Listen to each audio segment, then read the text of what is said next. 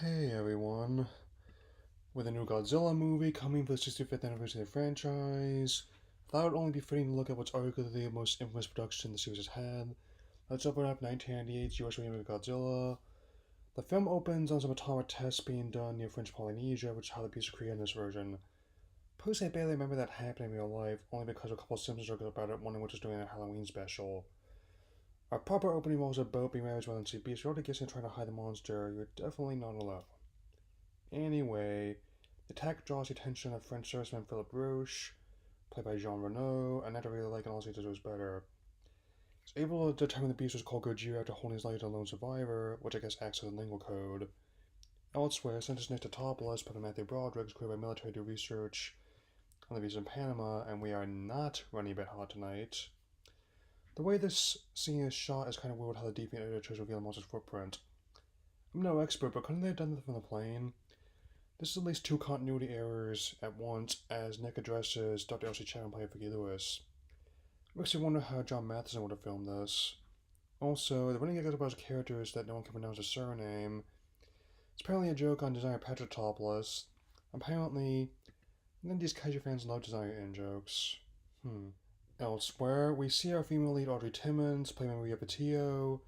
While most of the cast escaped this film relatively unscathed, to my knowledge this is the first and last major film she's been involved with.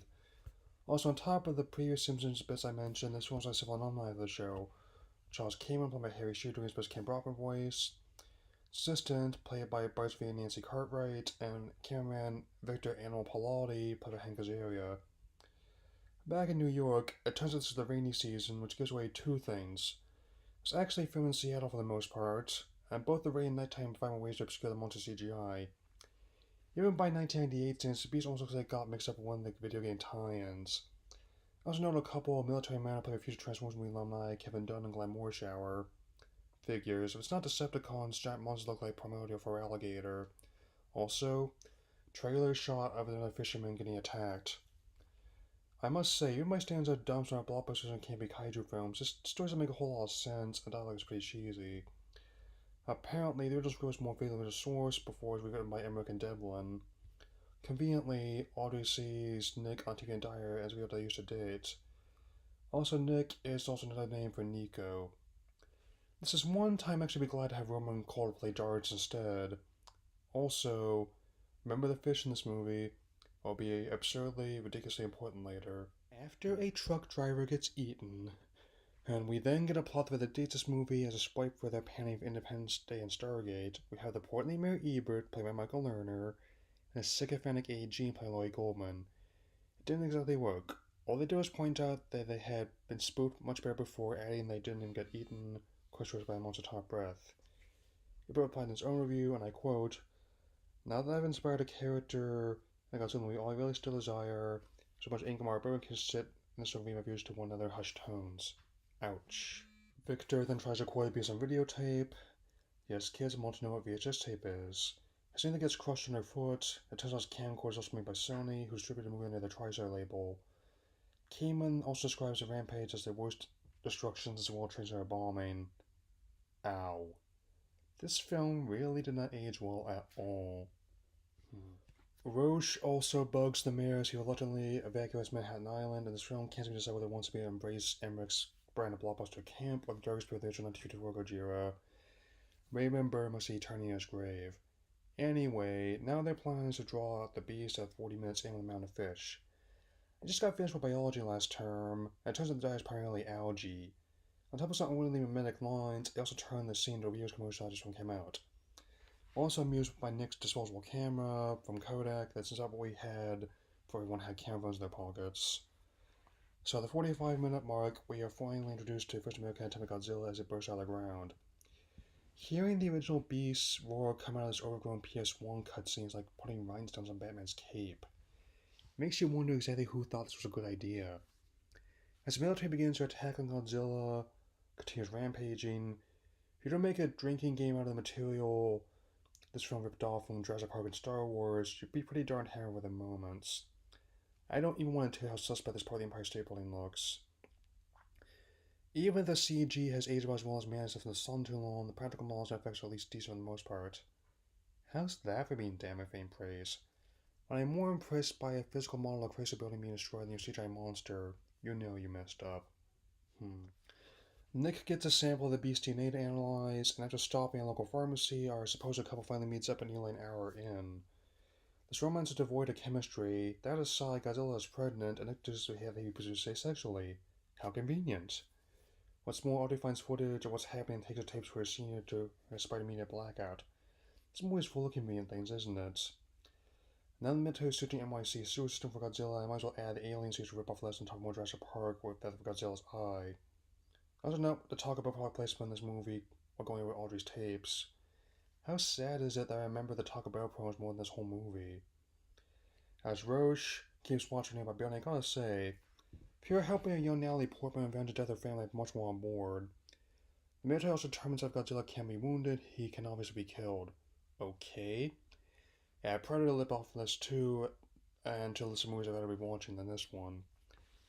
Anyway, Nick has deduced there are at least a dozen eggs must be found and destroyed, an obvious sequel hook we're not even halfway through. We'll talk when the time comes. Also, the fish were the hatchlings as well, even though, again, they're probably eating algae. At this point, the biologist moves to empower the infamous threshold and started Voyager. This film was released on TV. I'm not sure what's dumber in this scene. Cliche the diet bar being obsessed with TV news, with movies a time to rationalize and change the monster. Believe me, that's actually the least of the problems with clear liberties being taken. As Nick is let go, and a rift performs between him and Audrey, Roche recruits in and finds this before it's too late. We're barely halfway through this thing. Roche tells Nick about the bomb tests, and Nick agrees to help find the nest, starting with the subway on 23rd Street. So Victor talks to Audrey. I really don't care about this, but anyone that helps get us to the finale is fine with me at this point. Roche is able to blow off past a blockade by doing his best to especially impression. I guess Jerry Lewis would have been too obvious. More obvious, the soundstage masquerading as NYC subway getting trashed. Between that more obviously, I've not seen theme park attractions more design than this. Predictably, Trap said Central Park doesn't kill the beast, just makes him angry. Also, there's another action scene typing than was Jurassic Park in Star Wars. As Godzilla battles some submarines, honestly told one this scene of screaming xenomorphs and resurrection is more cringeworthy. Either way, I've seen Command and Conquer games that have more convincing computer graphics than this. Everyone finds a nest in Madison Square Garden, and thank Godzilla you only have 50 minutes left in this bloated slog. Also, the eggs have yet another dip in the water of Jurassic Park and Alien. Now there are 20 eggs, not just 12 like I thought. That's another big dose of sequel bait, and as I will tell you soon, it didn't really pay off. So, as Audrey tips off the authorities to the location of the nest, as the eggs hatch, and we get what's definitely the most blatant Jurassic Park wannabe sequence of the whole movie, as Hatch and Chase have gone through some of the most nice plot placements I can see. Now defunct brands such as Blockbuster and Just soft drinks all over the place. Again, the practical hatchlings aren't too bad, even the CGI makes the old Donkey Kong Country cartoon look like Toy Story 4. Thank Godzilla, just 40 minutes left to get through. Also, there are now 200 eggs. They were really hoping to make those sequels, weren't they? The military gives the order to destroy Madison Square Garden, and they head to back in 6 minutes. That, unfortunately, translates to 30 minutes of screen time in this 138-minute movie. Now, as the hatchlings are fried, only Godzilla himself remains. With 20 minutes left to go, this final battle is definitely going to be another example of MX overblown style filmmaking. For the record, ID4 was all the fun. I didn't care for Stargate, but the decision to make the latter into a TV series was a good one. The way Roche boosts a taxi to a little Godzilla also makes me wish the Offspring's playing in the background. The whole finale drags more than the beast's obvious CGI feat. They're somehow able to lead Godzilla to Brooklyn Bridge, and he's trapped in suspension cables, yet 22s destroy the beast in the bit stolen the Empire Strikes Back. At this point, anything that helps end the last 2 hours of this nonsense is alright with me. So, we close on Nick and Audrey reconciling, Jin giving a thumbs down to Ebert, and one last hatchling teasing a sequel that thankfully never got made. I used to like this movie when it first came out. I was younger, inexperienced. I was 6. While the film didn't leave haste make its money back, earning $136 million domestically and $371 million worldwide on its $130 million budget, was roundly panned by critics and audiences at the time and since. As of this writing, it holds a mediocre 5.3 out of 10 IMDb score, 32 rating on Metacritic, and 16% Rotten Tomatoes, and was expected to be owned by both Toho and the late Nakajima Haruo. There was a short-lived animated TV series on Fox Kids, pretty decent, and but was a casualty of the Pokemon craze and the ratings. Interesting. One Japanese icon getting beaten by another Japanese icon. It was 16 years before they even attempted another US remake, and while it wasn't perfect, it's honestly a vast improvement, much of a take on the original material.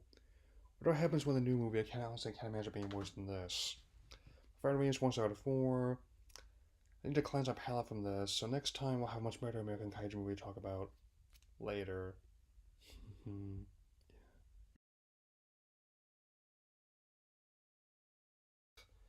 Ebert applied it in his own review, and I quote, "Now that I've inspired a character in a Godzilla movie, all I really desire is for a bunch of Ingmar Bergman characters to sit in a circle and read my views to each other in hushed tones. Ouch."